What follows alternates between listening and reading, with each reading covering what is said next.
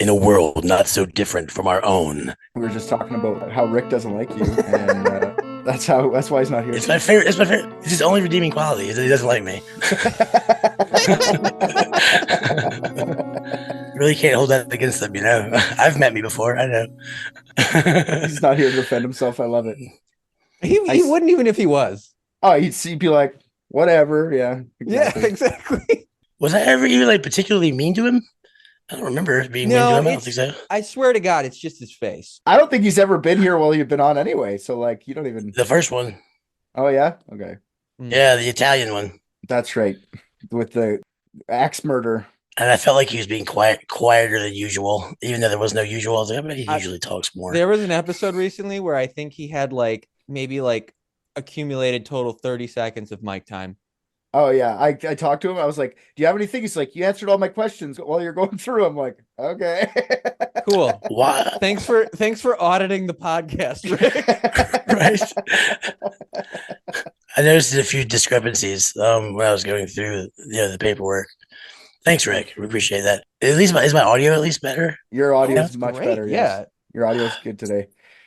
We thought you were going to go park in a Walgreens and get your 4G phone out beside the highway to make it worse. I am in an Airbnb in the city that I live in. Nice. Yeah. That means anything. So you can get Wi-Fi.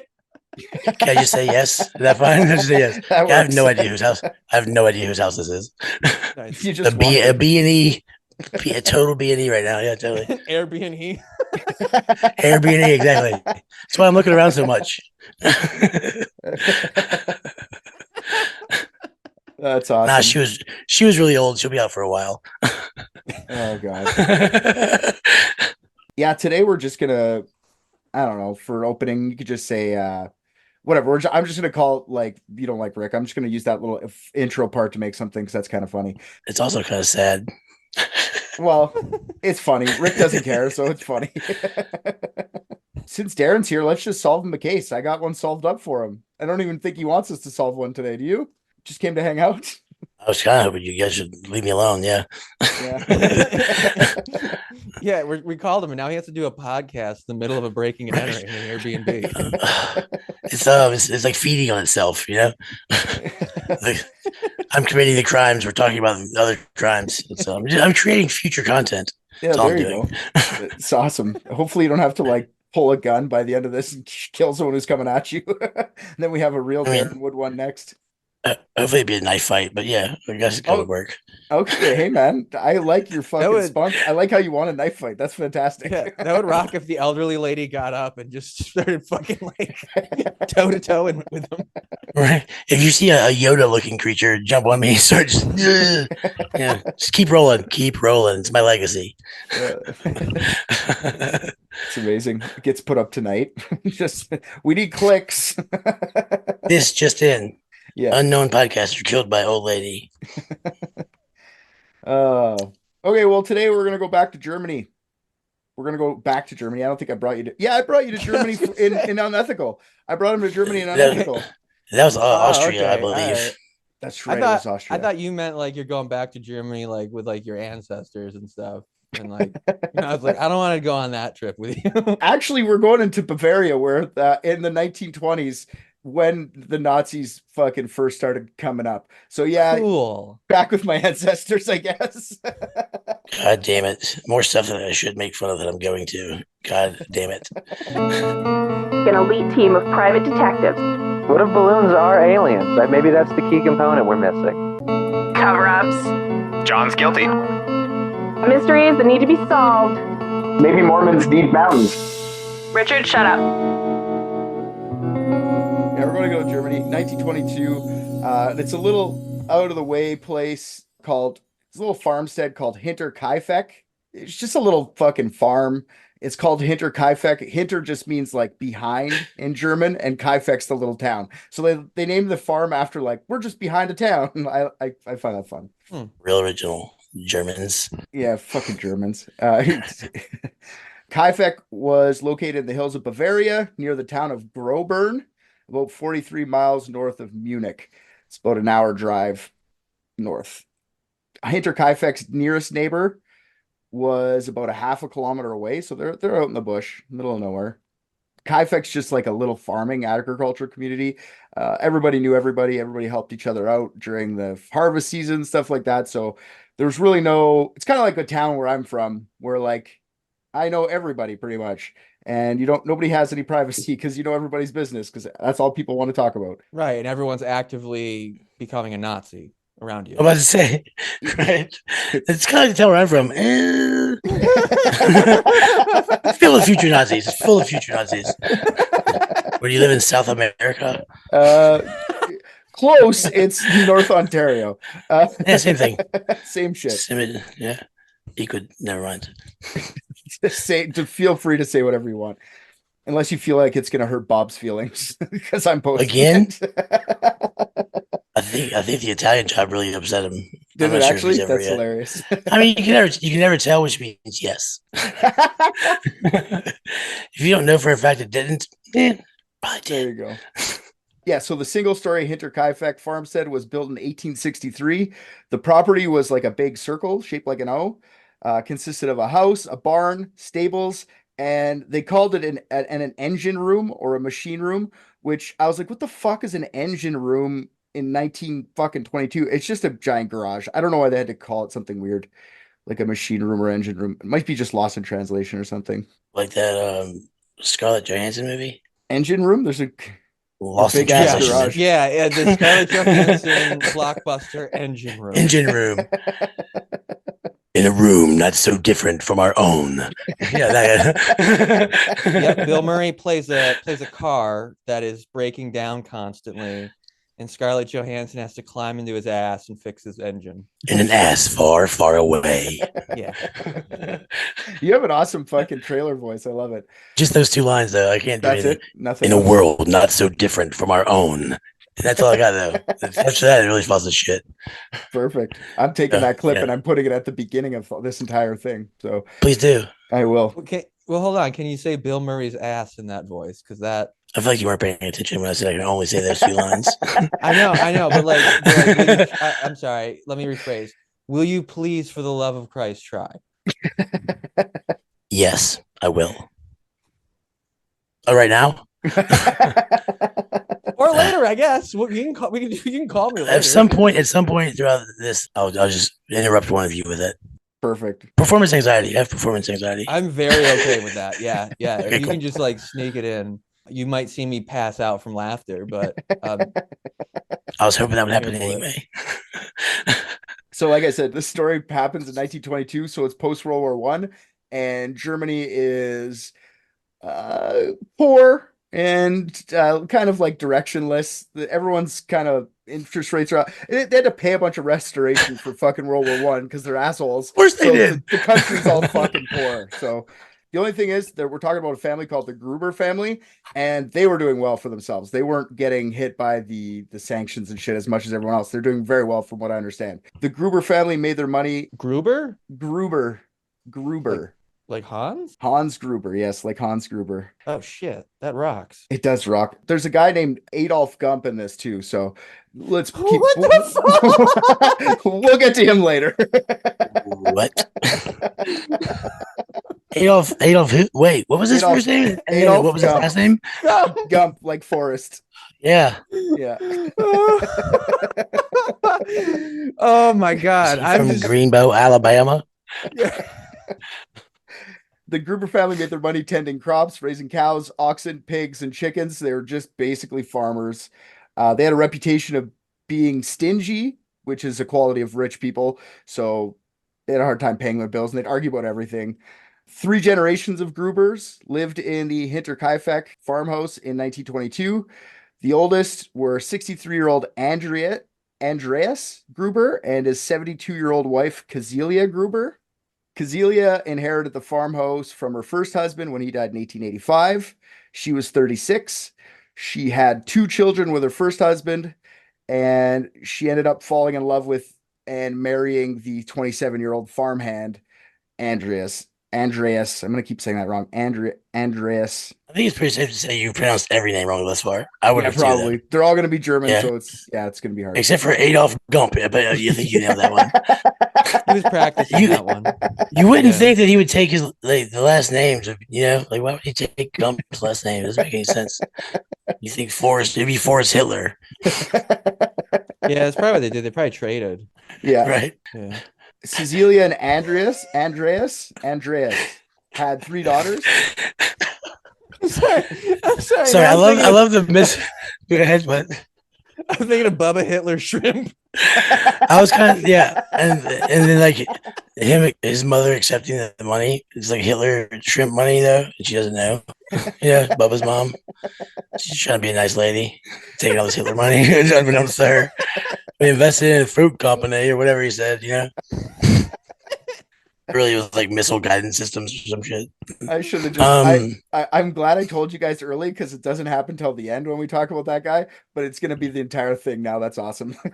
Oh, What's the man. only name we can say? It's the only fucking name we can say. There's more. Plus, we're There's gonna more. talk about Zip There's- Andre, whatever that person's name is. And Andreas. That time that's Andre. three. Nope, you try it at least 3 times every time so Yeah, I far. know. It's great.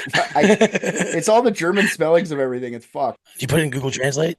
No, I'm not putting that much time into all these fucking. There's so many. I don't even care. I'll fuck it up and then get yelled at later. I'm cool with that. Why don't you whisper some of them into your grandfather's Nazi medals and see if it reverberates back the right pronunciation?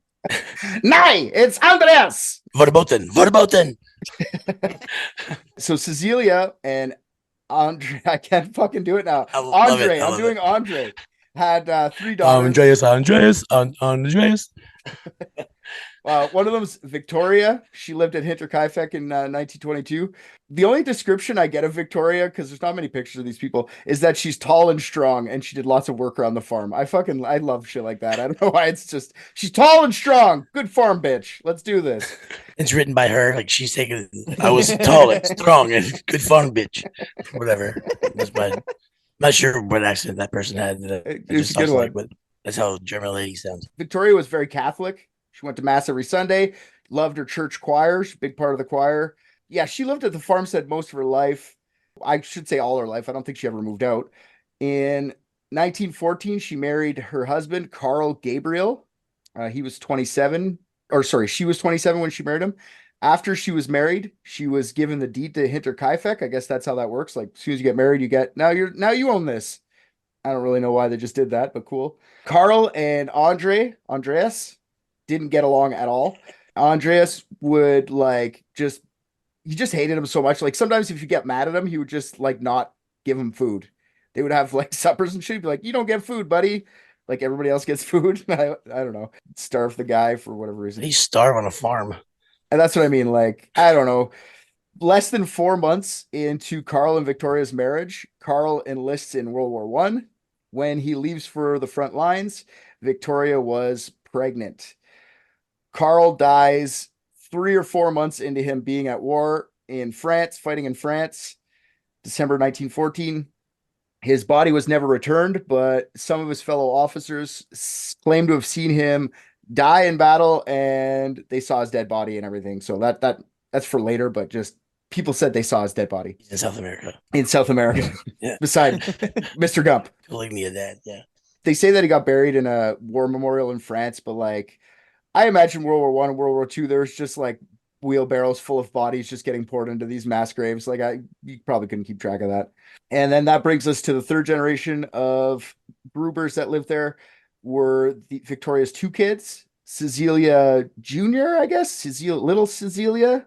She was 7, and Joseph, who was 2. Little Cecilia was named after her grandmother, but was often referred to as Celie. It said that little Celie was prone to illness, but that didn't stop her from going to school 6 days a week, including Saturdays. This family of 5 was known to keep to themselves. They were a very well-known family in the community, and not well known for good things. What I'm saying is everybody hated them, specifically the father, Andreas. Is that the guy that died in World War I? No, that's Carl. Carl's Victoria's husband. Andreas is her dad. He still lives there with his wife, Cecilia, who's 10 years older than him. Even though it's now the tall chicks farm legally. Yeah. Yeah, but he's the man of the house, he's in charge. She just has a deed. He's in charge. Just making sure I'm following along, bro. Yep. Just making sure I'm following along. Andreas was known as an extremely aggressive person who treated others brutally, especially his family. That's the way it's framed. Like, it's just a nice way of saying, like, he beat the shit out of his wife and kids, and grandkids. When you told us he was German. Yeah.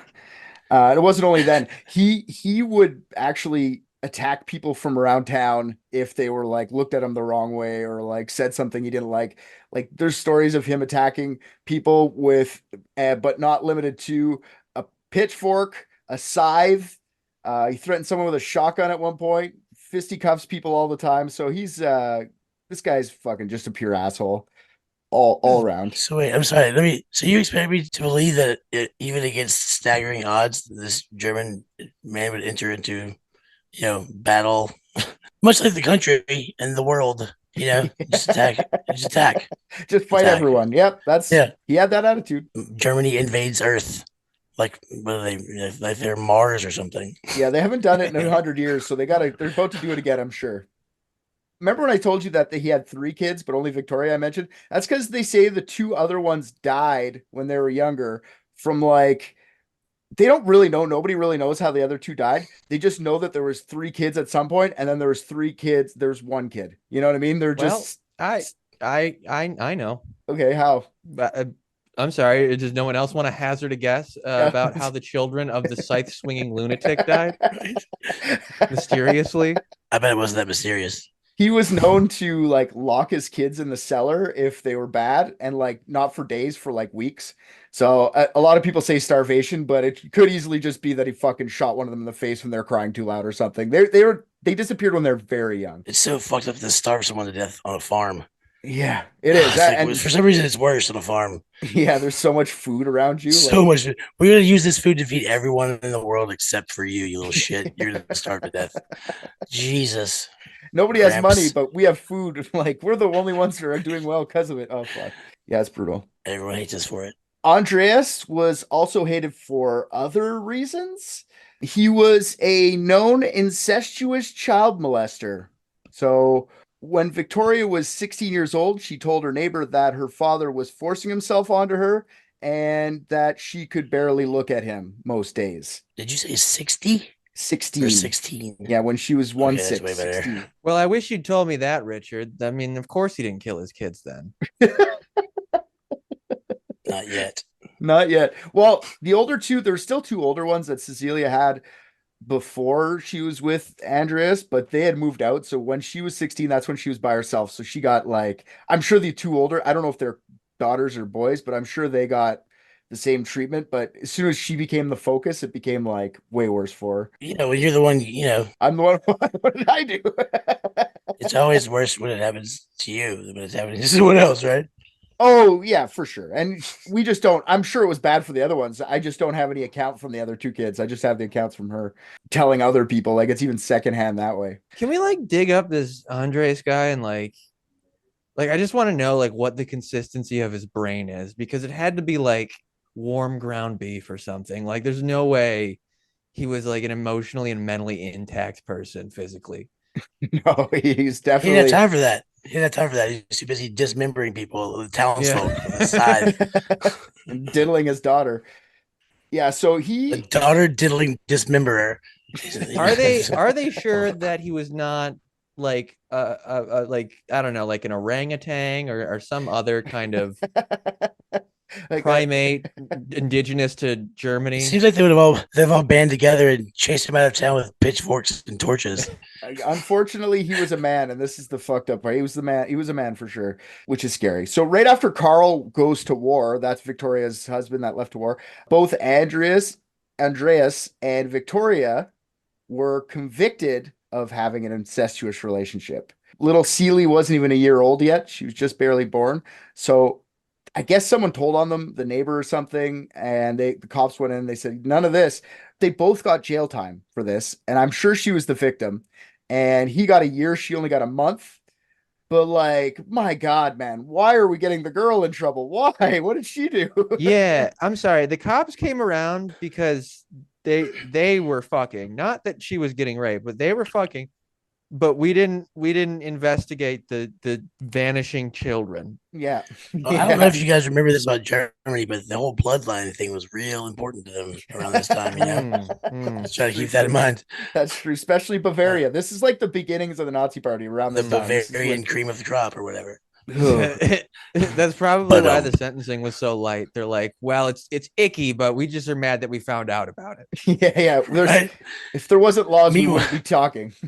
Meanwhile, the husband's like, I would rather go try to kill all of France by myself than stay on this farm for one more fucking day. I'm signing up for the army. Get me out of here. What do I got to do to get taken out of here? I've killed my kids. I've raped them. So will someone kill Franz Ferdinand for God's sake so I can get out of here? Thanks. That was a good World War II joke. Okay. Yeah. So after jail time, they both just went back to Hinterkaifeck to kind of like live in relative obscurity. And people didn't really talk to them much unless they needed shit in town. Victoria's husband, I told you Victoria had 2 kids. Victoria's husband went to war in 1914. So there was a 2-year-old kid in 1922. Richard, who's the dad? Who's the dad of that? Where are the babies coming from, Richard? Richard, where are the babies coming from? Yeah. Where are the babies coming from, Richard? A lot of the people have made allegations that the young Joseph was actually the child of her father's Andre. And at an early age, was he swinging like instead of a rattle, was he had like a little baby scythe he was like swinging around? Yeah. That'd be a way to tell if it was his or not. He doesn't want to play with his normal baby toys. He only wants sharp things that can hurt people. That's what he wants to play with. He's feeling up all the other children at daycare. Right? Only the younger ones, though. Yeah. These apples didn't fall very far from the tree. You know what I'm saying? They already got in trouble and went to jail for incest. So on the birth certificate, Joseph's father was just listed as the initials LS. Many people say that that's Lawrence Schlittenbauer, who was their neighbor. Schlittenbauer, that's another good name for this episode. He was the nearest neighbor, like I said. Apparently, Lorenz was a widower, and at some point, him and Victoria had an affair. I'm sure it was just like a quick trice because Andreas was a huge asshole. I'm sure like she wanted to like get out of there as soon as possible, and she's like, I'm not dealing with him. Fuck that guy. So when he heard about young Joseph, Schlittenbauer denied paternity of the kid. He's like, there's no fucking way. That's your dad's been fucking you. We all know. And that's not my kid. We had sex a couple times. Relax. Victoria claimed it had to be him. Outcast song. It's the exact plot of an Outcast song. Just saying. It's called Players Ball, I think. Players Ball. I don't. It's off of their debut album, Southern Playlistic Cadillac Music. I don't remember. I don't if remember. Anyone was wondering. And the pedophilic German conspiracy, right? I listened to that one, yeah.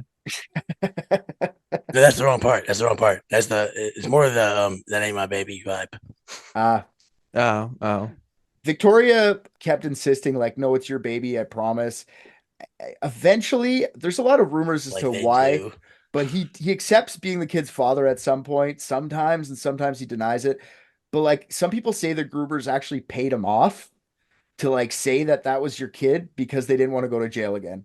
So like they said, just fucking say it's your kid. I don't want to go to jail. Gave him a couple fucking extra bushels of fucking hay or some shit. I don't know. It's fucked. I like how the options are stop fucking your daughter or pay off your neighbor to say he's fucking your daughter. I'll take B. I'll take option B. Because I ain't stopping. What the fuck? That's me knowing that they had money. And I know they had money for another couple reasons too. They had like a live-in maid at this weird fucking in the middle of nowhere farmhouse. Yeah, I was just say that's got to be the worst fucking job in town.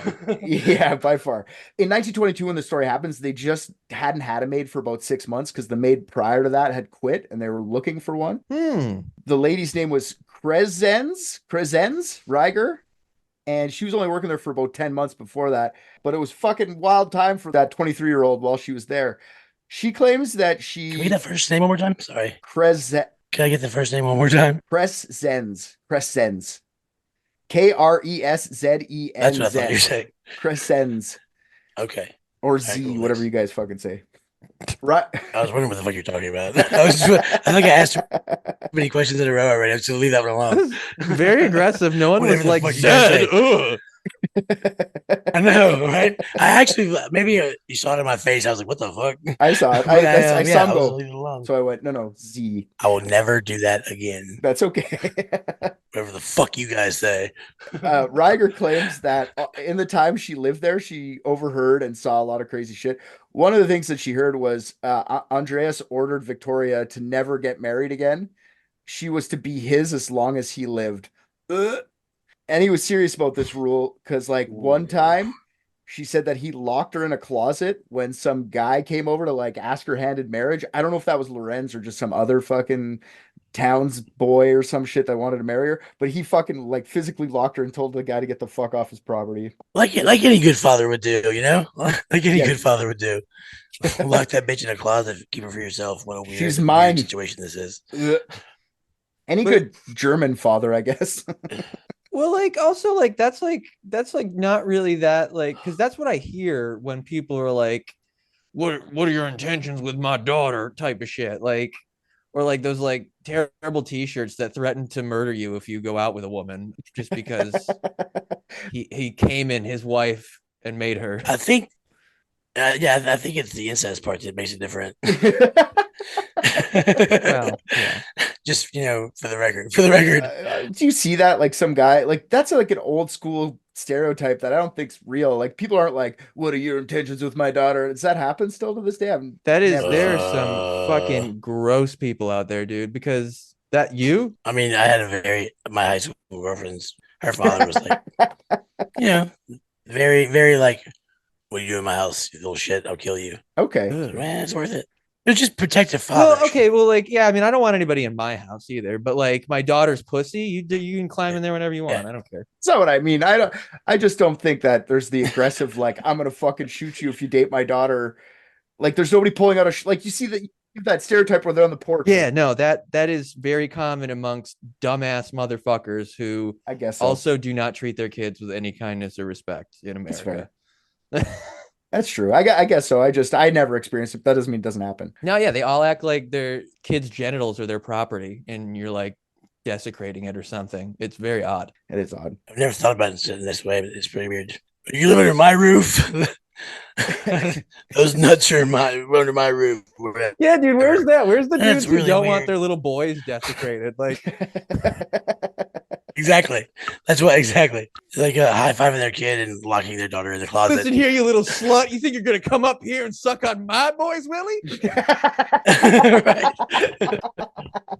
Not on my watch, you little bitch. I got a 38 in the closet that says something different. So Ryger in September 1921, she actually catches Victoria and Andreas, quote, rolling around in the hay. She means fucking, if you don't get that. Victoria, like, instantly gets up, and what she says isn't like, oh my God, you caught it. She goes, oh, I didn't know you were there. If I would have known you were there, I would have put up more of a fight. I would have, like, tried to push him off. I'm sorry, who catches who? The maid, the one that had just quit, she caught Andreas and Victoria banging it out in the barn. Is this after Andreas' old man died in France? Victoria's old man died in France, and yes, this is after. Just curious. Yeah, so she was like, she had a weird defense, like, I would have fought more if I would have saw you. I guess that's like, she just gave up on fighting him away, and then she just didn't want to make it look like she was, I don't fucking know, but that's what her quote is, which is gross. But this isn't why Ryger quits. She quit for something else. She saw that, and she didn't quit. She's like, you know what? Money's good, I guess. It's only job in town. See it all the time. Yeah. She quit because she claimed the house was haunted. Probably with the spirit of those fucking kids he was silent. She said that she'd hear walking and strange sounds coming from the attic during the night. And she said she would tell, like, Andreas or whatever, anybody that was there to go, like, there's something upstairs. They would go check and they wouldn't find anything up there. So she said, fuck this job, I'm out. Fucking daughter rape, whatever, I don't care. Ghost, fuck this, I'm out. So she leaves. I mean, everybody's got boundaries. Everybody's lines are in different places, Yeah. Everyone's lines are in different places. I like how that's like really, really like reflective of like people's perspective on believing women back then too. What's more believable? You visibly saw a woman getting raped by her father, or ooh, ghost. She's like, she just stopped looking at hay. If I see hay, I just don't look in it. You know? Yeah. That way you can't. I don't look at the hay. I can't see anyone rolling around in it, so I Yeah. just don't look at the hay at all. Yeah, but ghosts, they could be anywhere. I'm fucking out of here. There are a lot of dead babies in that fucking on that farm. Yeah, who knows the ones that people didn't see? Like there could be 12, like for all we know. A baker's dozen, even. Baker's dozen, yeah. The cutest survives to be mine for life. Ugh. So let's move to March 1922 when the story happens. Some weird stuff around the farmstead starts happening. Mid-March 1922, Andreas I'm sorry, I have to comes- interrupt again. You say it starts happening? more It's fucking like, been happening, dude. It's it's- been happening for many, many years. for sure. Weird to them, let's say. Okay, sorry. It's normalized to them, all the weird shit that's happening, but stuff that they consider weird. So mid-March, Andreas comes across a strange newspaper from Munich just sitting in his house. No one had bought it. It's not like they had paper boys to like drop off the wrong paper or something. It would have to be delivered by the postman. So Andreas just chalked it up to a fuck up by the postman. But after talking to the postman, he finds out that no one in the community even ordered that newspaper. It shouldn't exist in their little small hamlet. So I don't know where it came from. So that was weird to him. Someone did the crossword in ink. Yeah. Who fucking Some did my asshole did the crossword? fucking crossword in ink. Around the same time, one of the house keys go missing for Hinterkaifeck, which it doesn't really seem that big of a deal. They're locking this place? Who the fuck is trying to break into this place? They don't need to lock the doors there. That's the weird part. They would have had 2, maybe 3 sets of keys, and one of them goes missing. That would have been a big deal. It's not like you can go to like the hardware store and get another one made. There was Why 2. do they need keys? No one's breaking into the haunted fucking daddy-daughter rape motel. They're actually No one loaded. No one wants right? to go there. It's a poor ass time in Germany. So a lot of vagrants, a lot of people running around just robbing people because a lot of people don't have anything. There's a lot of just hobos and shit running around. So yeah, they locked it up because they're in the middle of nowhere. They're prime time for actually a robbery. March 27th, 22, Andreas tells Lorenz, his neighbor Schlittenbauer, that he discovered some fresh tracks in the snow. The tracks that led from the nearby forest, to the broken lock in his machine room, but none going out. So there was just tracks going in to the garage. Andreas repeatedly also told Lorenz that he heard steps in his attic, but like he said, I went and looked, I could never see anything. Lorenz is actually kind of a good neighbor, even though he probably rejected by Andreas to take his daughter away from him. And he offers to help. He says, I'll help you look. I'll give you my pistol. You can take my pistol, my revolver, and you can guard your house. You can come like stand by at night if you want. I'll go call the police. I'll do it. What do you need? And Andreas just said, I'm good. I can defend myself if anyone comes into this house. I got this. I got my shotgun. I got my scythe. I got my rapey hands with a gross story that should creep him out to leave. So I think Lorenz is kind of creepy too. I think he's a bit of an opportunist. Yeah. yes. He's got like a real put me in, coach. I'm ready to play with your children attitude. 100%. I agree. Yeah. And you'll see why in a little bit. So March 30th, so a couple days after that, Andreas comes home from doing some errands around town, and one of his cows is free and running around. That really never happened in the farm before. He always kept that was his livelihood. He didn't really let the gate be open for a cow to escape. So that was fucking weird. He wrangled it up and got it back into the pen. Victoria also went to town that day to look for a new maid. She visited a lady named Francesca to see if her sister, 45-year-old Maria Baumgartner, would be interested in the role. Maria had actually been a maid since 1904. Her mother was a maid. It was like a maid family. The mother and mother's mother before her, they were all maids. So they're Wait, it was a maid family or like Yeah. a maid family? No. Italian or German? No. Not a maid family. I like a family of maids. Okay, but were they maids? No, there's German. They're made Not this lady anyway, because she accepted the job. She's deeply religious and introverted. Maria would often get made fun of because of her slight mental disability and a birth defect that left one of her legs shorter than the other. So prime choice for picking, you know. In the 20s, you're getting it. You're getting the business for that short leg.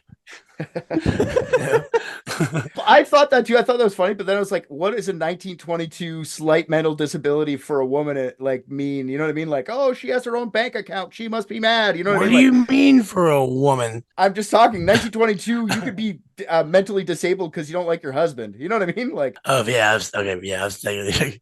How could you even tell? That's what I thought you were saying. Well, she probably wasn't actually Jesus. mentally disabled. They just like saw her walking and they're like, oh, she's one of them. yeah, probably. She wasn't interested in trying to murder the world, so they thought she had a mental disability. Either with us or you're stupid.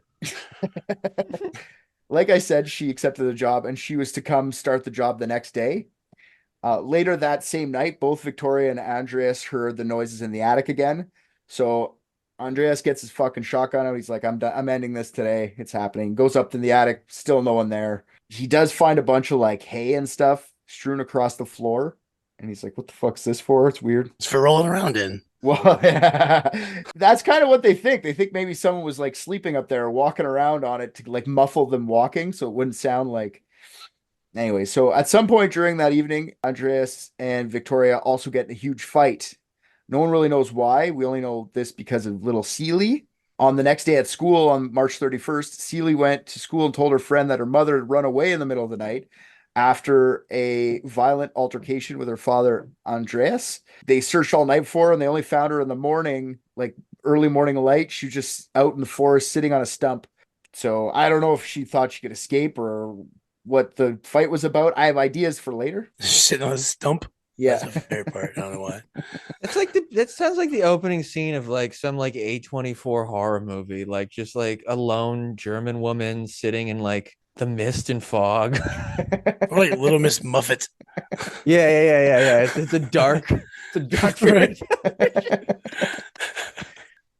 Apparently the kids were involved in looking for her and the girl stayed up all night looking for her mom. So, but they still sent her to school, whatever. So she's complaining about that. So during the early evening of March 31st, the new maid, Maria Baumgartner, shows up to the farmhouse as promised for her first shift. She was accompanied there by her sister, who I don't know if her sister was kind of like her keeper, like, we'll get you to the place, dear little Maria, and then drop you off and leave. Skip on over there. Skip on over there to work. Hobble on over. Yeah, but it was like a rainy, shitty day and it was starting to get to be nighttime. So Francesca literally got there, dropped her off, said bye, and got back in her fucking wagon or whatever they're driving around and left. So she didn't stay very long. BMW. Yeah, it was a Beamer. The sister is actually likely the last person to see any of these people alive ever again. Wait a second. A lot of this is conjecture, like it's just kind of guessing what happened, but at some point in the evening, Andreas, Kazelia, Victoria, and Celie were all lured one by one out into the machine room and murdered with a mattock. Do you guys know what a mattock is? What's the Mattock? It's like a pickaxe, except for like one side's a pick, the other side's like an axe, and it's kind of smaller than a pickaxe. So it's like a little Wait a mini. second. It's like a pickaxe, but one side's a pick and one side's an axe. That is a pickaxe. No, pickaxes have both picks on both sides. This one here has like an actual like axe blade on the other side. So kind of like a fire axe. Kind of, yeah, but smaller. So it'd be like handheld, like So like a hatchet. pickaxe size, hatchet sized pickaxe with like a very, like if you look up a Mattock, you'll see what I mean. They're not. It's like a pickaxe. All right, I'm gonna be real It's mad at you. the murder It's weapon. just, what I normally refer to. I as just a think it's pickaxe. funny that there's a thing called a pickaxe and then a way to describe something that is not that thing as a pickaxe. Totally Yeah, different it's thing. exactly what I would call a pickaxe if I saw one. Yeah, pickaxes have more like pointy edges. This has more like axe But it's edges. the one, Darren. It's the one that's got that horizontal flat side, not like Yeah, this. like you climb ice mountains with it or whatever. It looks kind Yeah, of like but a nice, it's like- a nice axe. Yeah, for sure. It's like if a motherfucker dropped a pickaxe in Skyrim and you pick it up. That's what it would look like. You pick the pickaxe axe. I feel like nobody else knows that to be called a Mattock. Anyways, it is. That's what it is. I believe you. I'm just saying it's dumb. Yeah, they're lured out there Just one say by it. one, killed with a Mattock to the head. How One many at of a them have to time. not come back before you don't go out there? Well, that's You know what I mean? what I find funny. One at a time, they all got lured out there. To the room with the guy that kills people with Mattocks. They already know this about him. Yeah, I don't know. Get their heads bashed in by Mattock one by one. Investigators aren't really Maybe sure. they're just like, fuck it, dude. If my choices are to stay here and get raped by my dad or get my head bashed in and have it be over with, I'll go with the latter, dude. Whatever. I'm over it. I'm over it. My kids are dead. My dad will stop fucking me. That's They it. ac- This. the investigators later on did actually do some tests that, like, if you were in the garage and be screaming, you couldn't hear anybody in the house. So people would probably just didn't know, like, where the fuck did he go? I'm gonna go check. Oh, they're both gone. Maybe it must be something cool. And then the little kid went. Cecilia, the little girl, was the fourth one to go, and she was probably just like, "Where are all the adults?" So she went looking for Dude, them. workman's comp is never gonna believe she was murdered on her first day there, dude. They're never Yeah. gonna believe it was her first day on the job. They're never gonna buy that story. She gets nothing for that. That sucks. Yeah. That's really shitty. That would rock if there's just some dude in like a vest and like a construction hat and like sitting in a van pretending to be like a dude but taking pictures, just waiting for her to come out of her house. Fake workman's comp. We fucking knew it. She's been rolling around in the hay in the attic for 100 years. Like a 1920s fraud investigator. Yeah. So their guess as to how they got lured out there is that the cow thing, there's a cow out of its pen. They figured somebody let a cow out, and Andreas went to go check on the cow, brought it back in, swack. And then Cecilia would have been the second one to go out. Old lady Cecilia. Andrews is dead too. Andreas is dead. First one dead. I thought for sure he was fucking doing swinging that axe. That's what the setup was for. So you'd think that. Ha ha. I mean, yeah, it's true. But so who got the farm next? Am I jumping ahead by asking that question? Actually, since the last person who died, I'll just tell you right now, the last person who died was the little Joseph. And little Joseph, actually, he inherited it, but since there was no one left, but he was the last one to inherit it, there's like a big legal fight for who owns it after, because he is like the incest baby. So they went to court over who got. Anyways, we'll talk about that more later. But since it went in order of like who was the last owner, because he was the last one to die, it's funny. The fucking neighbor got it. No. That wasn't fucking Lithuania Jack. What was his name? LS. Schlittenbauer, Lorenz Yeah, Schlittenbauer. that guy. No, I thought that there was it wasn't his name on the fucking, or his initials on the birth no, it was certificate? Carl Gabriel and his wife Victoria who owned it. The last person owned it. So Carl's dead. So actually, the sole owner before the deaths was Victoria, and she's the one getting molested in there. So I feel like that's why she's the one sticking around, because it's her fucking house. She probably just felt too bad to kick her dad or mama, or she would get killed if she tried to.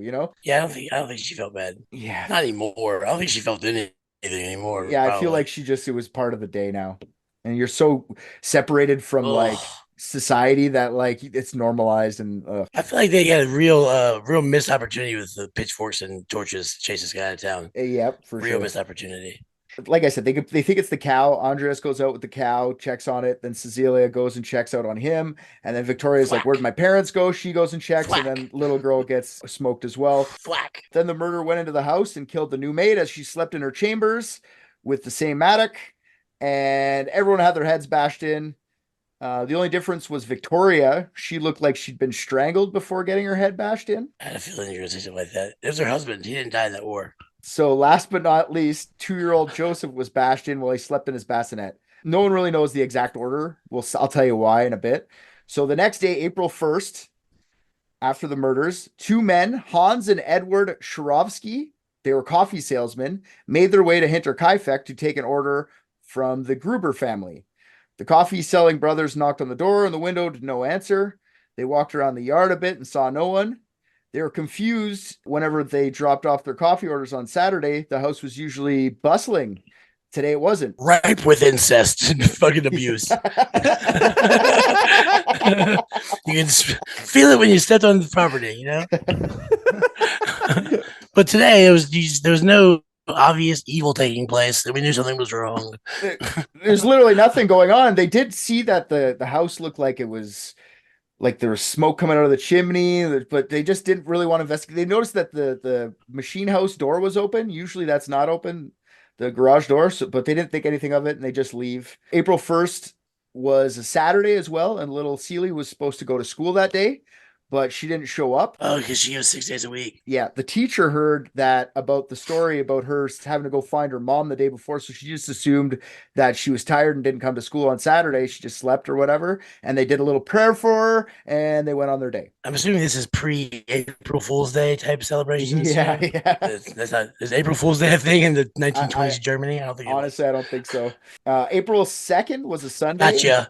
And this is when people started to worry a little bit of, not really worry, but just wonder, I guess, what was going on, because these people were staunch Catholics. They went to church every week. Nobody showed up to church. Victoria, especially, she never missed choir at all.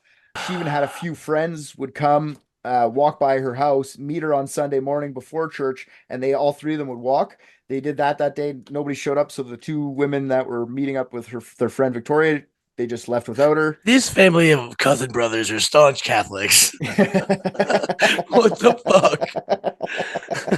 My uncle dad never misses church. What? Oh my God, April 3rd rolls around. It's a Monday. Little 7-year-old Celie doesn't show up to school again. This time the teachers noticed, but again, they do like kind of notice that there's smoke coming out of the chimney at the house. They feel like, okay, maybe she just looks like someone's around. So they're not worrying people too much. None of the neighbors saw any of the Gruber family out there doing their chores, so they feel like they must have just been inside the house. The postman on the Monday was a bit confused when no one came and greeted him for their mail, because they would always, Monday was a big day for mail. They would always be like, oh my God, my mail's They here. were really fucking hated by the community.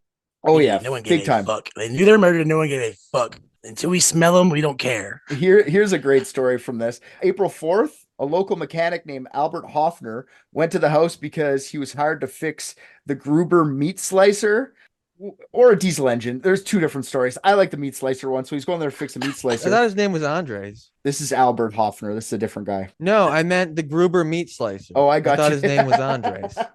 I got you. That's like gross on many tiers, aka generations. This guy here comes to fix the meat slicer. He knocks on the door. No one answers.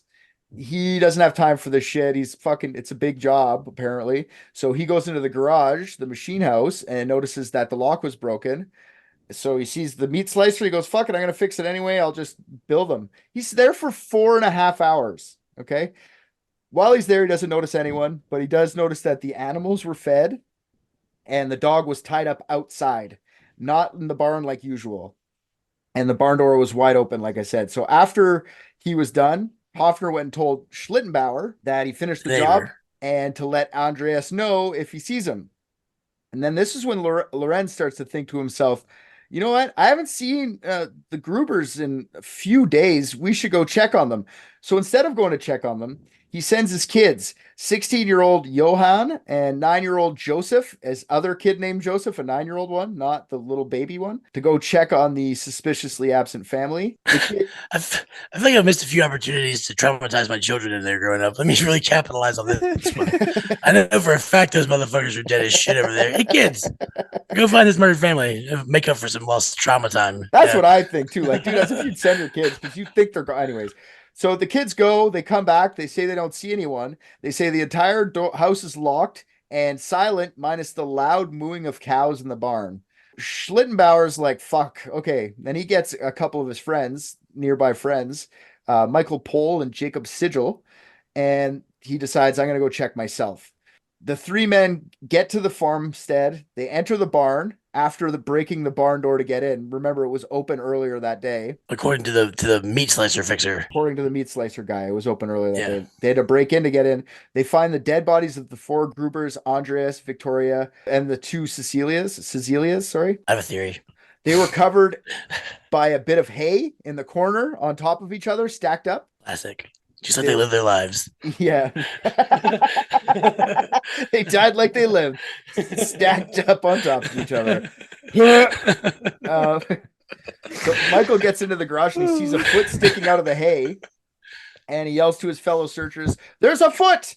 And Schlittenbauer runs over there, immediately goes to look at the foot, pulls on it, revealing that the foot belongs to Andreas. Then he starts digging through the pile of dead bodies. And the other two guys are like, whoa, dude, what the fuck? Like, crime scene, dumbass. you're gonna ruin the fucking crime scene. Stop touching the bodies. It's extra funny because like if like it's not like attached to like there being like any murder or anything, like that dude just really likes feet. So someone's like, there's a foot, and he's like, "Whoa!" He can't. Cookie Monster's out. He can't control himself. Once he sees the dead body, he pukes. No, he was actually very calm, Lorenz, which was weird. He started digging through the bodies. The guys are like, stop doing that. And he goes, no, I'm not stopping. I'm looking for my boy. I can't. So he was digging through. Oh, he admitted. He's digging through those dead bodies, looking for the 2-year-old son of Joseph. his. Joseph 1. Joseph 2. Joseph 2, yeah. In the process of looking for Joseph, he dragged little Ceely's body across to the wall where there's better lighting just to make sure it wasn't Joseph. She's a 7-year-old and a 2-year-old. You know that they're not the same size. You know that that's not Joseph. You're just being fucking weird and pulling apart the body. So he dragged a couple bodies across the way. Dragged her by her feet? Probably a foot fetish little creep. I bet he did. Weirdo. Yeah.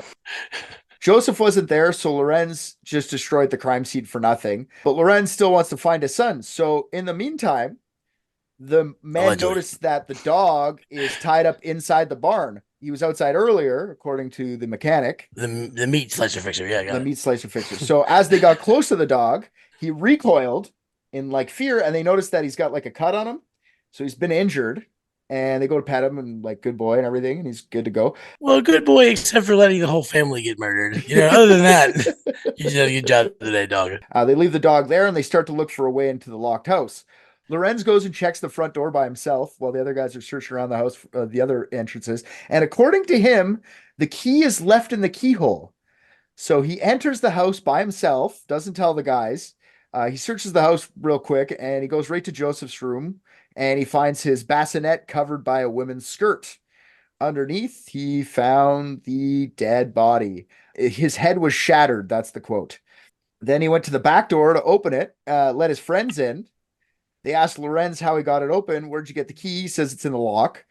In the maid's chambers, the mattress had been pulled off of the bed frame and was on the floor. 2 feet poked out of the blankets that were on top of Maria. One with a shoe, one without. Where'd that shoe go? Albert. Lorenz, you creepy fuck. I think Lorenz is fucking those feet. I always try, like, when I'm doing these episodes, when I'm writing them, I'm like, how is this going to go fucked up? And I'm like, I was like, I don't know where this is going to, I knew Adolf Gump was going to get you for sure, but foot fetish, I didn't even think of that. Okay, good, awesome. Fucked up necro foot fetish. I like it. Too close to home. Can't see the forest for the feet.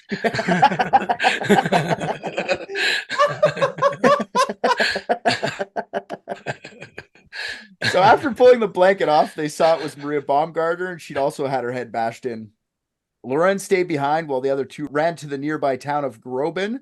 They called the police chief in Munich. By 6 p.m., people from the nearby town had already heard about the grisly scene. So this is like an hour later, like a crowd of people. Oh, the fucking assholes are dead. Let me go check. So a bunch of people show up to this place before cops are even there. Lorenz starts doing tours. He's like, oh, anybody want to see the fucking bodies? Come with me. I'll show you where all the bodies are. So he's bringing all these people around the house. It was a recession, bro. It was a recession. You gotta make $1. 2 bits again to 1 gold mark. They're not any more dead. If these motherfuckers see them, whatever, I'm making $1. The man swung a pickaxe at my head for 12 years or whatever. I don't. Maybe you could be right. Maybe he was charging. I didn't see that, but maybe he was charging just to make a couple of quick bucks. But who gives free tours? Anyone who wants to be the hero, like, look at this, man. Look, all these assholes are dead, and I can prove it. Yeah, but he obviously stole a key to their house and had his children kill them. Yeah, you got to charge for that tour. It's pot committed, is all I'm saying. Yeah, so he's showing everybody. Some of the people that were in the house, they start going through the fridge and fucking food stores and start making snacks. That's how long they're sitting there, just like making food. Nothing to get the appetite growing, like, a foot fetish and a murder scene or whatever. That kid's bashed in head really got me famished. Meatballs, anyone?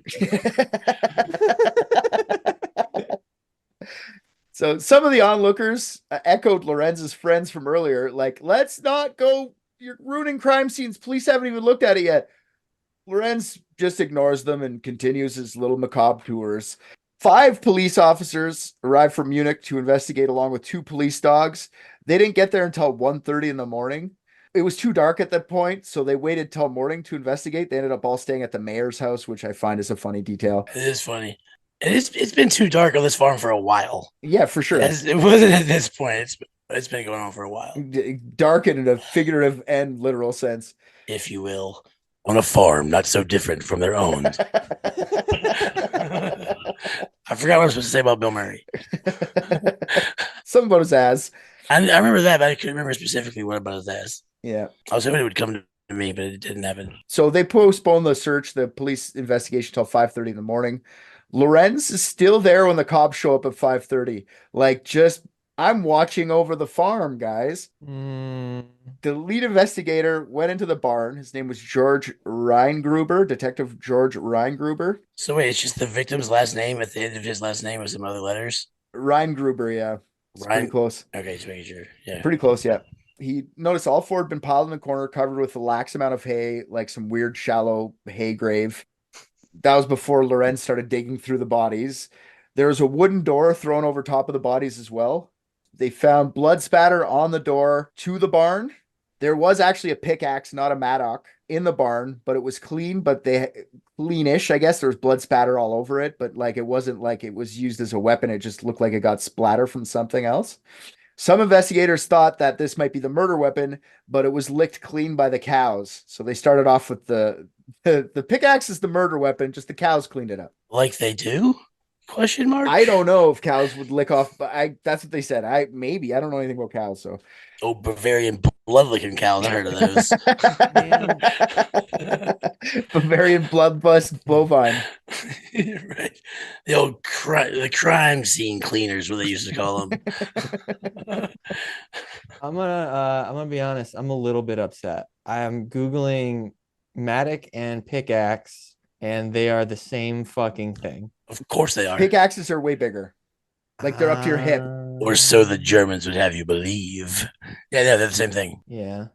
Anywho, Yeah, it doesn't really matter. I think you're just, you're very short, Richard. Fair enough. Tiny hands. It doesn't really matter. You just need to know that pickaxe was sitting there leaning in the barn. You don't really like the Mattock ends up being they don't even know where that Mattock is at the initial investigation. They're really just considering that pickaxe as the thing. Right, because they mixed them up. They have no idea which is which because they're the same thing. Well, one had cow spit all over it. That's how they knew. This is how they start to do a little bit. They look at the bodies. They notice Victoria's got a strangle marks. They also find that Seeley hadn't died immediately after the attack. They think she suffered for kind of hours. Her head was bashed in, but she like kind of just laid in the pile of dead bodies, just pulling at her hair because she had a big tuft of her hair in her hand, like a nervous tick or something. Like she didn't want to move. That's a very sad detail. Yeah. Thank God they figured that out. Yeah. Right. Yeah. Who did it though?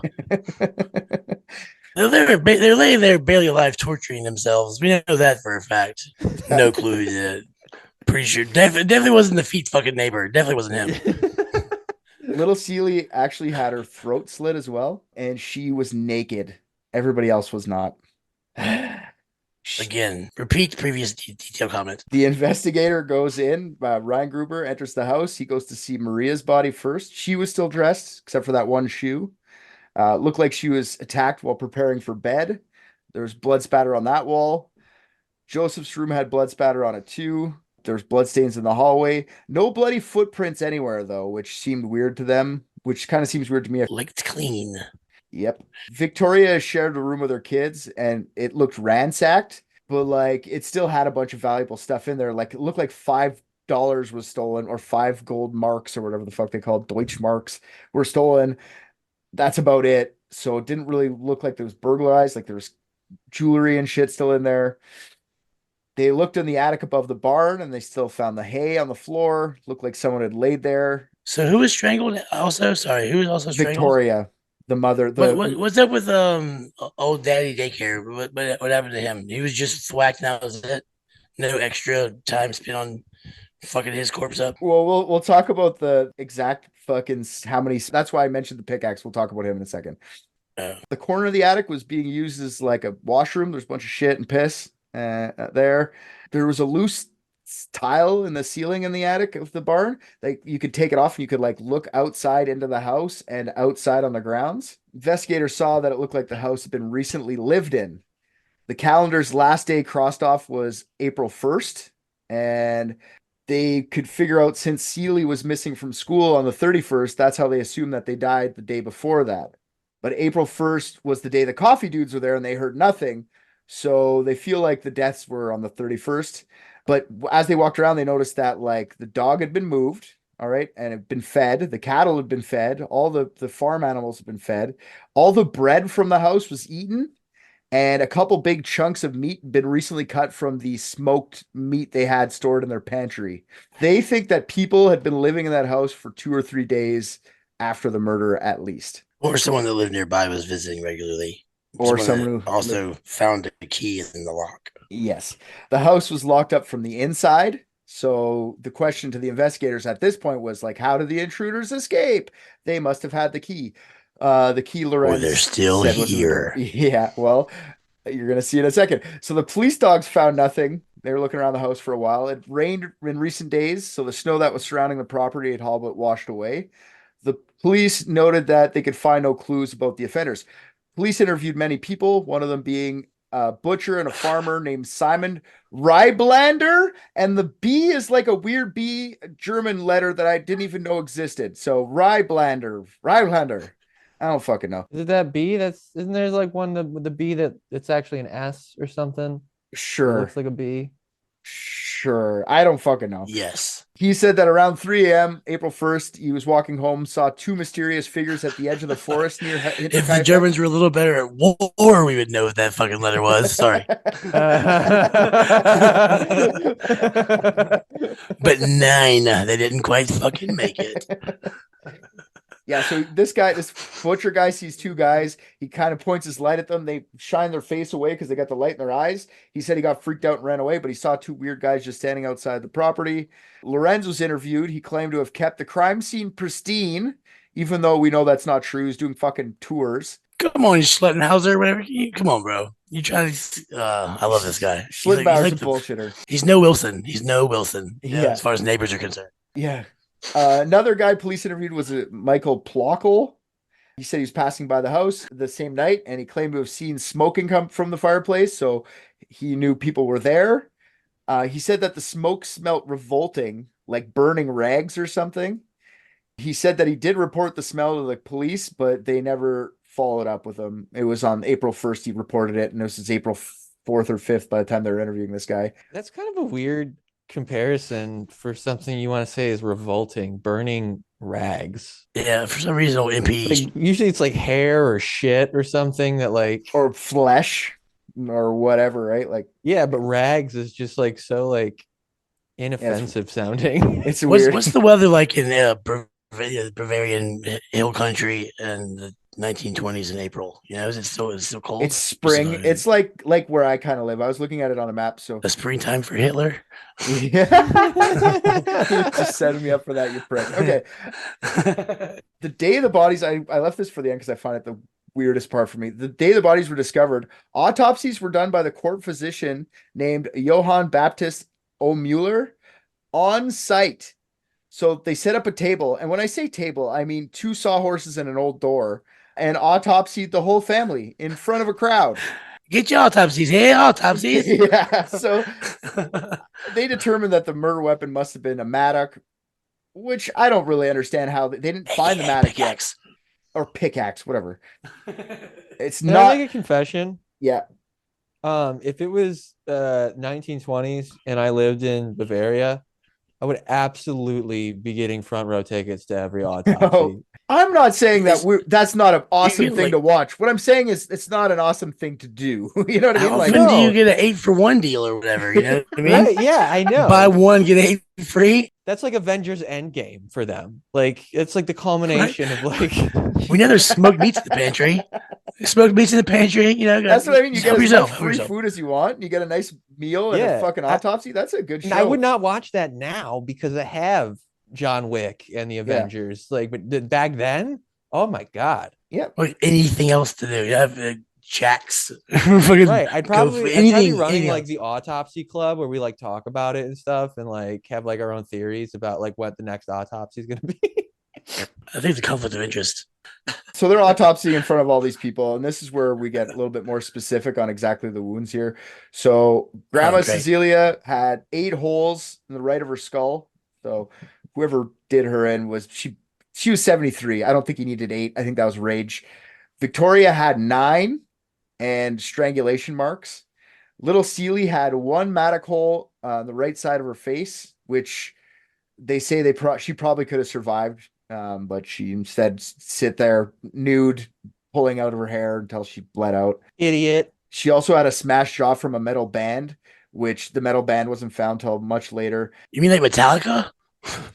like a metal band? like a bracelet or something that They've been punched in the head. Those metal bands have been fucking satanic since the 20s, dude. I fucking knew it. Especially German ones. Shit. Right? No one's heard of this metal band for a while. But yeah, really deep cuts for the metal band. Yeah. The fatal wound from the 7-year-old was from a pocket knife that was used to slit her throat. I'm assuming that the killer found the almost dead girl laying in the pile, pulled out his knife, and finished her off. As gross as that sounds, I just feel like he's like, "Oh, you're not dead." Ugh. The knife wasn't found till much later. Same thing with the Mattock. Andreas was hit once, but in his carotid artery through his cheek and jaw, so he bled out quickly. The coroner guessed that this was probably the pickaxe that was sitting there, not the Mattock. Like someone fought him or something, and he fell onto that thing and like died. That was the end of him. Maybe you should have said yes to that revolver after all there, you old bastard. They also found that Maria Baumgartner had fought the killer briefly, but got the Mattock straight in the top of the head. And finally, the toddler Joseph was killed with 1 single blow to the right side of the head from the Mattock. After the initial autopsy, the 6 heads were removed and sent to Munich for further examination by a paranormal investigator, a clairvoyant. Not joking. Bro, Now they took the autopsies on tour. Yeah. These things are fucking, they're selling out all across Europe, dude. Open it up for Rammstein or whatever. This summer, Rammstein featuring 8 severed heads From the shores of Bavaria. Which sending the heads to Munich did nothing because, paranormal. The clairvoyant also loses the heads. I want everyone to know that the heads were never found again after they were sent. They were gone. These people are buried without heads. While the investigators were moving a body back to the barn to get the next body for the next autopsy, they noticed a rope that wasn't there before coming down from above in the hayloft. So they're like, what the fuck? Where'd this rope come from? It's just dangling now. So they climb the rope to look and they see that that's when they notice the fucking hay on the ground. And they said, did someone just run out? So they send the dogs to like chase. No one was ever caught, but like, did this killer just like was there? And they went, oh fuck, cops are here, and just like slip into the giant crowd of people and watch the autopsy after? That to me is fucked up, if that's true. I hope so. I hope so too. I mean, there's no way that actually happened, but like, it's almost like the only ending possible to the story. So he slips away into the darkness. And plus, there's more than one killer. There had to have been more than one killer. Like a father-son team. The investigation into the murders was done very poorly, even without the many onlookers moving stuff around on the crime scene. They didn't take fingerprints at all, which by 1922, taking fingerprints was common practice. It wasn't like this brand new thing. They lost the heads. They lost the heads. Yeah, they lost the fucking heads. Yeah, I think it was common practice. Which one's it under? Which one's it under? They took heads, 5 photos total of the crime scene, which actually it's not really going to help you if you're trying to investigate something, but they're interesting if you want to see them. Well, it took 3 hours to take a picture back then. Everything had to stay still forever. That's why everybody's doing this in the pictures, because it's like, how long does this fucking take? Well, I mean, they were probably sitting still pretty easily, all things considered. I met the neighbor. Okay, so look, I'll show you some photos while we're here. This is the family like years before. This is when little Celia there, she's just a baby. Little Joseph doesn't exist yet. But this is Maria Baumgartner's room. You don't really see anything of her, but this is where some of the bodies were at the end. So they got some pictures of the fucking actual bodies. That was like some hay you could really roll around in. Just a picture of the fucking Hinterkaifeck itself. That wasn't the pictures that I wanted to show you. But anyways, this is the one I wanted to show you, this photo here. It actually has some gruesome photos to it, but I mean, I don't know. They only took 5 photos for the entire thing, so that's kind of a shitty investigation. I think the detective's iCloud was full or whatever. Yeah, Cloud was yeah. full.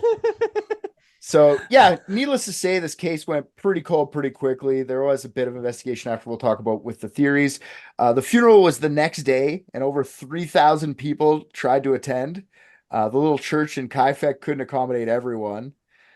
The police put out a 100,000 gold mark reward for information, which was quickly turned into a 500,000 marks. That's an interesting argument for like the existence of God. Yeah, like all these miracles throughout the course of your God story, but they can't make a building, big enough for everyone to go inside when they want to. That's great. Yeah, Sorry, guys, exactly. we're not really all. We mean all of you. Sorry, Yeah, I didn't expect you Didn't all mean to to come. mislead you. Jesus. Posters are distributed, placed all around the region. Like I said up top, this is a poor time to live in Germany, so I'm surprised this didn't work if it was someone just like a random person or something. This case made national headlines, terrified the local community. People, especially people who lived in rural areas, were ramping up their defenses. They bought a lot of guns, got a lot of dogs, I see where this is going. checking your Thus- hayloft.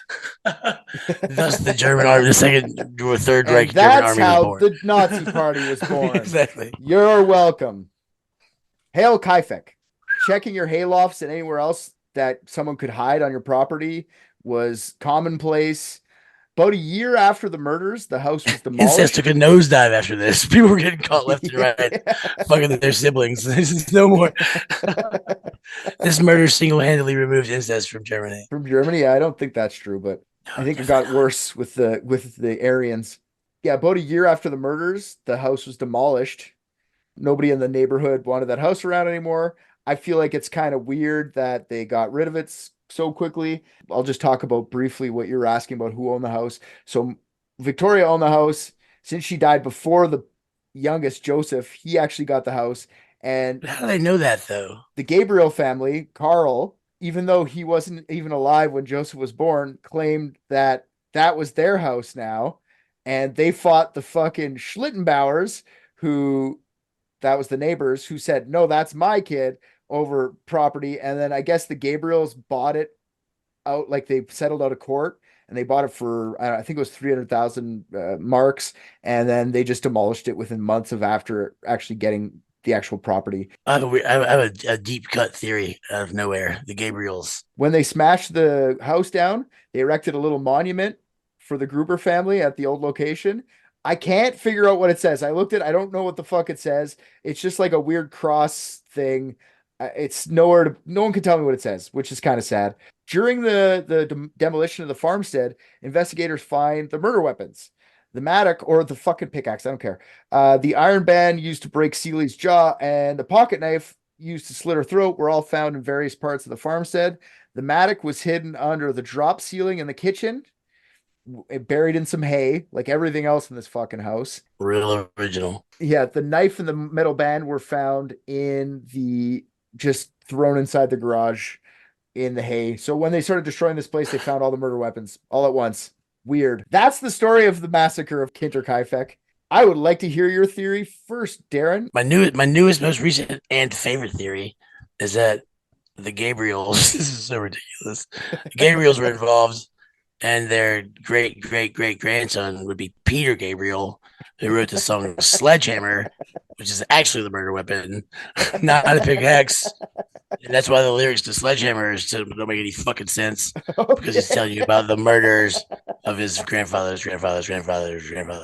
Okay. You can buy I'm an with you on that. airplane flying. What the fuck are you talking about, Peter Gabriel? And I bet those words on that cross that you don't fucking know what they say. Lyrics. Okay. The lyrics to the song Sledgehammer. I don't even really need to go on anymore. I think that we figured it out. Obviously. Yeah, I heard Gabriel and was waiting patiently for a Peter Gabriel joke, and one didn't come to me, so I'm very, very, very happy with how this ended. Who the fuck's joking? The Gabriel, there is a theory about the Gabriel family, A different one? we'll talk about. Yeah, How a dare different you one. undercut the Peter Gabriel thing? That was a perfect culmination of I'm not saying it's not true what he said. I'm just saying there is a different theory that involves the Gabriels. His is true. wrong? This is just a different theory. okay. We'll make it a bonus episode. We're done. You guys haven't even heard about fucking Adolf Gump yet. We heard enough Ooh. about him. We already maximized our Just when I thought he was out, he pulls me back in. What's up with Adolf Gump? Tell me about him. So first theory is just it was vagrants or a paramilitary group. Like 2 militaries? Random for robbery purposes. Like I said, people were doing that shit already. Was post World War One. People were poor, but also after World War One, a bunch. I didn't know this about Germany, but a bunch of like paramilitary groups started popping up, like it's fucking Chile or something, who are like anti-government, just like guerrilla war style fighting people in the bushes. One of these guys was a guy named Adolf Gump, and they think that Andreas was a part of one of these paramilitary groups, and Gump was taking his money and giving it to Gruber family for them to, I guess, hold on to for them, and that's why they had so much money. And I guess they feel like something went wrong with the deal that they were making or something, and this paramilitary group just kind of off the entire family for maybe one, stealing all their money, or B, like just pissing them off, or whatever the fuck it was. That's this paramilitary group just ended them. You feel like a paramilitary group would have guns and just fucking shoot them to death, but they went in there with pickaxes blazing, killing the entire family for whatever money. That's loud. Yeah, the neighbors hear these gunshots probably. Yeah, so maybe that's why. Yeah. So paramilitary, Adolf Gruber was one of the paramilitary guys in charge of them. They say later in life that Adolf and his brother Anton, I think that's what his brother's name was. I can't remember his name. They confessed on their deathbed to doing it to their mother, but like investigators looked into it and it doesn't really make sense because those guys would have been in different parts of Germany at the time. And I don't know. It's out there. I don't really think that's a theory. Like that's a plausible one, because the only reason I don't think it's a plausible one is because Victoria getting choked out is very personal.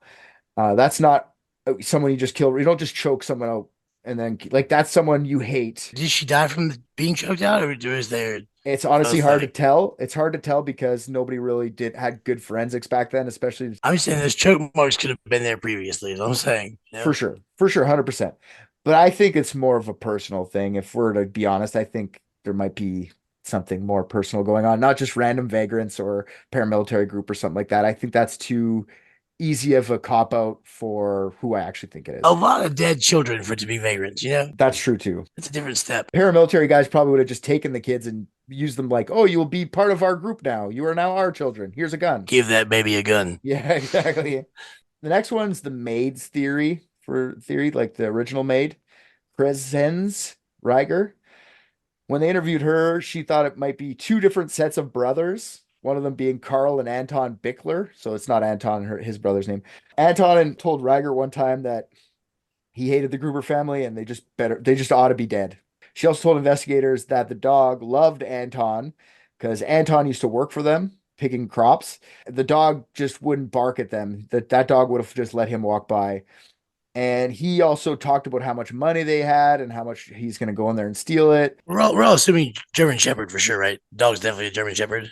I forget what it was, but yeah, it's got to be a German Shepherd because it makes sense. It's got to be a German Shepherd. Apparently, German Shepherds are Russian, and they're called German Shepherds because they would like run into the fucking German fighters and fucking. I'm not joking either.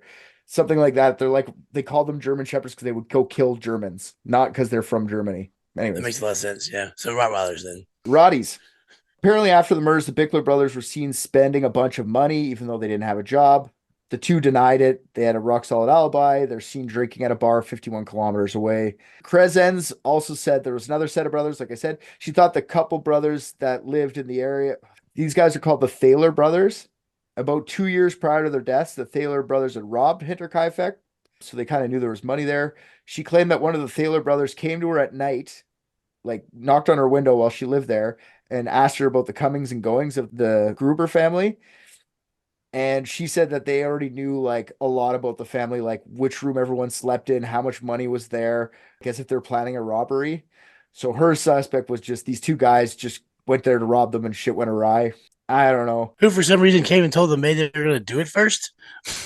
Yeah, I that's what I mean. It's weird because nothing looked ransacked. They were there for 4 days. The investigators later on found a bunch of money hidden in like a little compartment area, like 100,000 like marks. So like, why if these guys are hanging out for 2 or 3 days after, you feel like they for a robbery, they'd be searching the fucking house for the money and they would have found it. It's not like the cops are like fucking super geniuses. They're the only ones who could find that money. All these theories with this lady got kind of like tossed to the side because robbery doesn't look like the motive for this because the money was still in the house.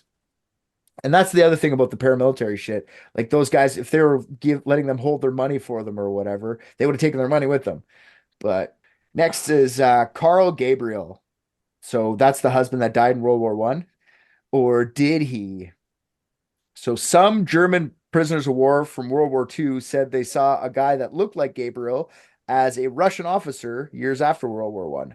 So they think that he defected over to Russia and he was now because he spoke German and he apparently to these POWs confessed that he was the one who was behind the Hinterkaifeck murders. Did he actually survive that and defect and go back eventually and figure out that his father-in-law and his wife were banging it out and they had another kid and he just snaps and fucking kills the whole family? Since you've been gone. I'm gonna go with like probably not because like a lot of people that served with him said they saw him die, like I said earlier.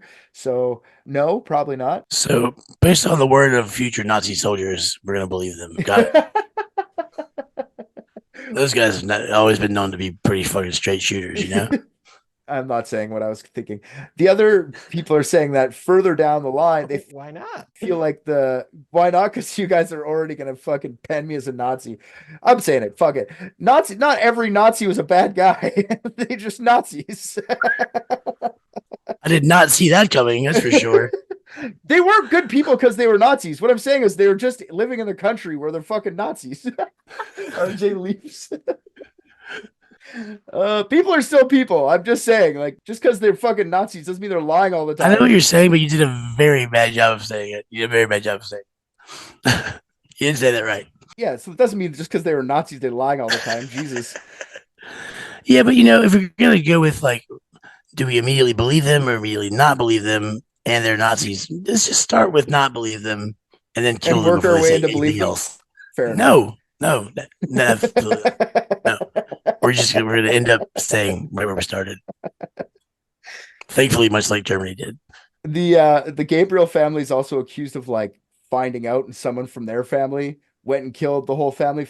Carl's family at some point went there and just killed the entire fucking incestuous bunch, just ended it because they didn't want them to, their grandson or whatever, their niece or their nephew, or I guess it would be a niece, to live in such a fucking shitty life. They just killed everyone. Sister niece, whatever. I don't.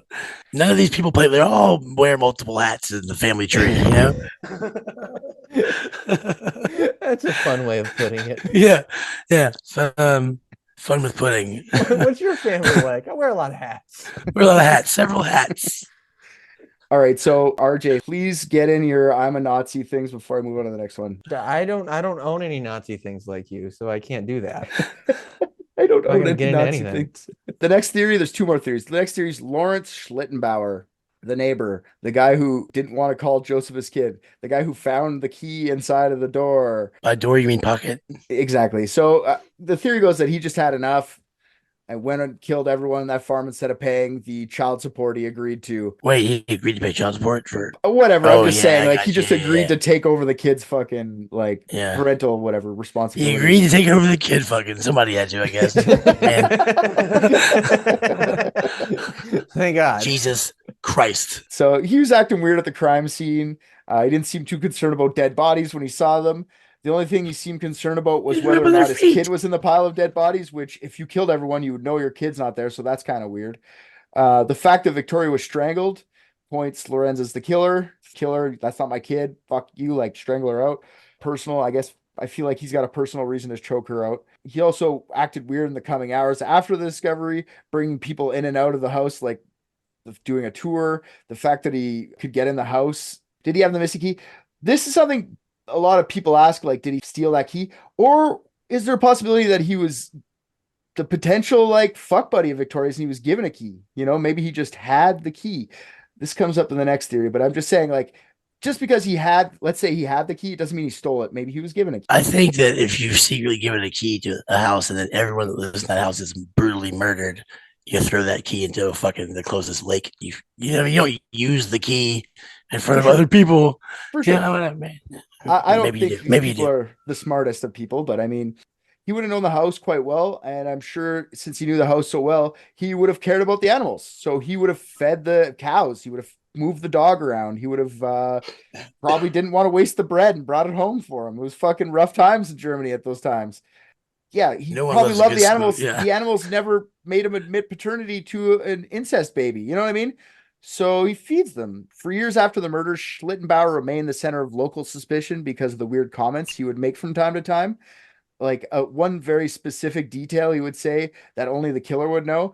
I don't know all the things that he said, but I know one thing. He said, it was funny that they wrote, he said very specific details of the crime, but they weren't specific with the details in the article. So I found that irony was fun. What I do notice is that he said that one thing. He said that, okay, so this is 1925, long after Hinterkaifeck was torn down. A local farmer noticed Schlittenbauer at the former location of the farmstead. And when he came up to the guy, he's like, why would you be here? Like, isn't this traumatic for you? And he told the farmer that the perpetrator was trying to bury the bodies, but couldn't because of the frozen ground. And that's all he said. So, like, why would you think that? Like, why would you even... Is that some sort of like educated guess because you live there, or were you trying to dig a grave but you couldn't, so you had to like tell your kids to go find the bodies? Like, what the fuck is weird? Why say that to the random guy? Like, it's weird. The whole thing's weird. I think I need to know more about this LS character outside of these murders. You know, what kind of guy is he like when he's not murdering potentially? For sure. Before I can really know, maybe he says weird shit all the time. From what I understand from reading a little bit about him, he's just a farmer with 2 kids, and he lived in his house, just him and his 2 boys. Two-ish kids. 2.5, because the other one's at the house a kilometer away, half kilometer away. So from the time of the murders until the time of his death in 1941, Schlittenbauer had sued and won many slander lawsuits against people who would call him the murderer of Hinterkaifeck. So he started litigating this because he got so annoyed with it. So he made money from the time it started till his death. He made money off of this thing. Yeah. From the time he did his first tour till the last sued asshole, he made money. So yeah, so that's Schlittenbauer. There's a lot of reasons to think he did it. Honestly, I think this is the real one, and you guys tell me. So the theory is Andreas Gruber. That's right. Andreas killed his whole family with a Mattock, then turned the thing on himself. Not exactly. Let's assume that Lorenz is the father of. Oh, because he fell on it, didn't he? That's right. So let's assume Lorenz is the father of young Joseph. And maybe Andreas didn't know. He thought, like, that was my kid. I rape her every day. How could that not be my kid? Until that night before, the night before the murders, when little Celie's mother ran away, Victoria. Maybe that was the night that Andreas was set off for good, because Victoria and Lorenz were the parents of Joseph. Maybe he said, like, that's my kid, and I'm going to take you away from that crazy house, and I'm going to bring your kids with you. Now, there's evidence that Victoria was going to be running away at some point. A couple weeks before the murders, the priest at their church found a very generous donation of 700 gold marks to his church. He thought Victoria donated. I don't know why they say he thought that, but he did. And he asked her about it, and she said she did. So that was pretty much all of her life savings. Why would she do that? Seems weird. It seems like you're running away and you don't feel bad because you're not going to be able to give your church any more money every month, you know what I mean, or every week. Andreas hears that they're going to run away together, and he couldn't handle that, so he gets violent with her. She runs away that night, and then the next night they're all killed. Maybe not all. Maybe Andreas killed everyone. You're going to leave me, I'm going to fucking kill you. And maybe since Lorenz and Victoria were having an affair, they actually did like each other. Andreas decided that everyone had to die, then kills the entire family. Andreas takes the day off the calendar. That's why it said April 1st, not March 31st. And that's when Lorenz comes over to get his secret lover, and he finds everyone dead. And then there's a confrontation, and Andreas tells Lorenz his plans to bury the bodies and other details about the crimes, like some sort of weird supervillain, just like, I'm going to be doing all this stuff. And then they start fighting, and it ends with the old man falling on the pickaxe that was found in the barn, covered in blood. Lorenz throws the body on top of the already dead bodies that was there, and it takes 3 days to kind of decide what to do. And then he just goes like, I guess I'll just send my kids over. If they find it, no one will suspect me. So yeah, that's kind of where I'm at. I think that Lorenz just finished off the old man after the old man snapped, and didn't really know what to do in 1922. It's Peter Gabriel. Peter Gabriel's probably Sorry. it's the better of the theories. For real though, because Sledgehammer seems like a better. Come on. Yeah. Translation. It was a pickaxe somewhere down the line. What I will tell you, I'll tell you this though. 2007, the case was reopened as a cold case. They used modern investigative techniques and forensics.